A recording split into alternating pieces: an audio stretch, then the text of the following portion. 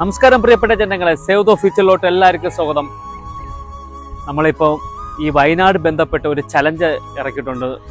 LED 100 രൂപയാണ് അതിൻ്റെ rate. അപ്പോൾ നമ്മൾ അതിൻ്റെ ബന്ധപ്പെട്ട് ഒരു വീട്ടിൽ പോയപ്പോൾ ഒരു ദയനീയ അവസ്ഥ കണ്ടു. 3 മാസം കൊണ്ട് ആ വീട്ടിൽ കറണ്ടില്ല. അവിടുത്തെ അമ്മയാണെങ്കിൽ സ്വാധീനം കുറവുണ്ട്, ഒരു അമ്മുമ്മ ഉണ്ട്.